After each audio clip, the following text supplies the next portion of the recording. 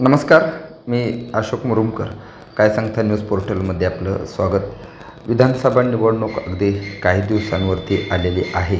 कदाचित या आठवड्यात विधानसभा निवडणुकीची आचारसंहिता जाहीर होईल असं बोललं जात आहे.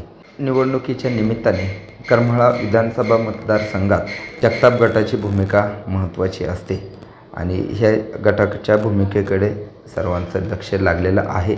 अशा स्थितीत करमाळा येथे जगताप गटाचं एक बॅनर झळकला आहे आणि या बॅनरने सर्वांचं लक्ष वेधलेलं आहे. जगताप गट पुन्हा असं म्हणत हे बॅनर झळकलेलं आहे. नेमकं या बॅनरचा नेमका अर्थ काय आणि विधानसभा निवडणुकीच्या तोंडावरती हे बॅनर झळकले असल्याने वेगवेगळ्या चर्चा सुरू झालेल्या आहेत. यावर चर्चा करण्याच्या आधी नेमकं बॅनर काय आहे ही थोडक्यात तुम्हाला सांगतो. नवरात्रोत्सवानिमित्त हे बॅनर लावण्यात आलेलं आहे. त्यामध्ये त्यांनी असं म्हटलं आहे की नवरात्रोत्सवाच्या निमित्ताने सर्व नागरिकांना शुभेच्छा. विकासाचे वचन करमाळकरांना, विश्वास जुना, जगताप गट पुन्हा असा मजकूर या बॅनरवरती आहे. या बॅनरवरती देशभक्त सो नामदेवरावजी जगताप यांचा फोटो आहे. याबरोबर माजी आमदार जयवंतराव जगताप व युवा नेते शंभूराजे जगताप यांचा फोटो आहे. जगताप गटाचे नेतृत्व सध्या माजी आमदार जयवंतरावजी जगताप हे करत आहेत. या दोघांचे फोटो यावरती आहेत आणि करमाळ्याचे आराध्य दैवत श्री कमलाभवानी देवीचा फोटो देखील या बॅनरवरती आहे. या बॅनर सध्या सर्वांचे लक्ष वेधत आहे. हे लक्ष वेधण्याचं कारण म्हणजे जगताप गटाबद्दल थोडक्यात माहिती म्हणजे आपल्याला तर ते माहिती आहेच. करमाळ्याच्या राजकारणात जगताप गटाची भूमिका नेहमीच महत्त्वाची राहते. सो नामदेवरावजी जगताप हे एकेकाळी जिल्ह्याच्या नेतृत्वात होते. त्यांनी जिल्ह्याच्या वैभवात भर टाकण्यासाठी जे उजनी धरण आहे त्या धरणात खूप मोठं त्यांचं योगदान आहे. आता राष्ट्रवादीचे प्रमुख शरदचंद्र पवार हे जेव्हा सोलापूर जिल्ह्यात येतात, जेव्हा त्यांच्या सभा होतात, त्या प्रत्येक सभेत त्यांच्या भाषणामध्ये सो नामदेवरावजी जगताप यांचा उल्लेख असतो. त्यांच्या आठवणींना ते नेहमीच उजाळा देतात. त्यांचं कर्तृत्व मोठं होतं आणि या गटाचे नेतृत्व सध्या माजी आमदार जयवंतरावजी जगताप हे करत आहेत आणि त्या जगताप यांची भूमिका नेहमीच महत्त्वाची राहिलेली असते. निवडणुकीच्या तोंडावरती जगताप सध्या काय करतील याबाबत सतत प्रश्न केला जातो. जगताप सध्या आमदार शिंदे यांच्याबरोबर आहेत का हा देखील प्रश्न सध्या निर्माण केला जात आहे.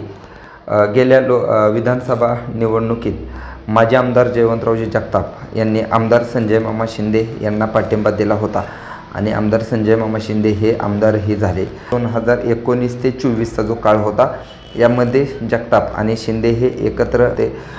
मात्र सध्या आमदार संजय मामा शिंदे यांच्या जे काय कार्यक्रम पत्रिका असतील किंवा बॅनरबाजी जी केली जाते त्यामध्ये माजी आमदार जयवंतरावजी जगताप यांचा फोटो वापरला जातो. कार्यक्रम पत्रिकेमध्ये त्यांचं नाव असतं. मात्र गेल्या काही दिवसापासून माजी आमदार जयवंतरावजी जगताप हे उपस्थित राहत नाहीत अशी जी राजकीय वर्तुळात चर्चा आहे आणि त्यामुळे ते सध्या शिंदे यांच्याबरोबर आहेत का नाहीत हा प्रश्न केला जातो. जगताप यांना महायुतीकडून उमेदवारी दिली जाऊ शकते अशी ही चर्चा सुरू आहे. त्याचं कारण की गेल्या काही दिवसांपूर्वी राष्ट्रवादी म्हणजे अजित पवार यांच्या गटाचा एक मेळावा झाला होता. उपमुख्यमंत्री अजितदादा पवार हे देखील या मेळाव्यासाठी आले होते. जनसन्मान यात्रा त्यांची झाली होती. त्या कार्यक्रम पत्रिकेत ज्या कामाची उद्घाटनं झाली त्यावरती माजी आमदार जयवंतरावजी जगताप यांचा उल्लेख होता. मात्र ते उपस्थित राहिले नाहीत. दरम्यान एका माध्यमामध्ये एक वृत्त प्रसिद्ध झालं होतं. त्यामध्ये जगताप आणि अजितदादा पवार यांची भेट झाल्याचे फोटो देखील होते. त्यावरून जगताप हे महायुतीकडून उमेदवारी घेतील का? जर माजी आमदार जयवंतरावजी जगताप हे जर निवडणुकीत उतरले तर ते महायुतीकडून म्हणजे राष्ट्रवादीकडून अजितदादा पवार यांच्या राष्ट्रवादीकडील उमेदवारी घेतील का असे चर्चा सुरू झालेली आहे. त्याचं कारण की आमदार संजय मामा शिंदे यांच्या कार्यकर्त्यांची भावना अशी आहे की आमदार शिंदे यांनी या निवडणुकीत अपक्ष निवडणुकीत उतरावे, मग राष्ट्रवादीची ही जागा कोणाला दिली जाणार असा प्रश्न आहे. त्यात जगताप आणि पवार यांची जी भेट झाली त्या भेटीत नेमकं त्यांची याबाबत चर्चा झालेली आहे का, अशी चर्चा रंगत आहे. त्यामुळे त्यांची भूमिका महत्त्वाचीच राहणार आहे आणि ते सध्या काय करतील हे पाहणं आवश्यक आहे. निवडणुकीबाबत जगताप गटाची भूमिका काय असेल हे देखील आपण पाहिलं पाहिजे. कारण करमाळा विधानसभा निवडणूक लढवण्यासाठी माजी आमदार जयवंतरावजी जगताप यांचे चिरंजीव युवा नेते शंभूराजे जगताप हे इच्छुक होते. त्यांनी अनेकदा तशी तयारीही केली होती. मात्र काही दिवसांपूर्वी माजी आमदार जयवंतरावजी जगताप यांनी याबाबत भूमिका स्पष्ट केली आणि शंभूराजे जगताप यांनी या निवडणुकीत उतरू नये असा सल्ला त्यांनी दिला होता. योग्य वेळी आपण निवडणुकीत उतरावे असे त्यांनी सांगितले होते.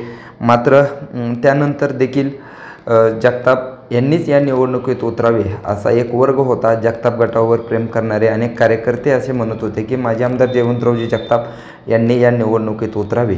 शिंदे असतील, पाटील असतील किंवा इतर जे गट आहेत त्यांनी पाठिंबा द्यावा अशी मागणी देखील केली होती. त्यामुळे ते नेमके निवडणुकीत उतरतील का नाही हे पाहणं महत्त्वाचं ठरणार आहे. आणि त्यातच जो बॅनर लावलेला आहे त्या बॅनरमध्ये जो उल्लेख केलेला आहे विश्वास जुना जगताप गट पुन्हा, त्यामुळे ह्या चर्चा पुन्हा रंगू लागलेल्या आहेत. नेमके ही जो बॅनर लावलेला आहे त्यावर नेमकं तुम्हाला काय वाटतं हे देखील महत्त्वाचं आहे. विधानसभा निवडणुकीच्या तोंडावर जगताप गटाचे हे बॅनर चर्चेत आलेलं आहे. त्यावरील मजकूर आणि गेल्या काही दिवसापासूनची जगताप गटाची भूमिका हे पाहून तुम्हाला नेमकं काय वाटतं हे तुम्ही आम्हाला कळवा. जगताप गटाने काय निर्णय घेतला पाहिजे का तर जगताप गट हा खूप जुना गट आहे आणि त्या गटाची भूमिका महत्त्वाची ठरणार आहे. त्यामुळे तुम्हाला काय वाटतं हे आम्हाला कळवा. आपण तुमचे मत देखील महत्त्वाचं आहे.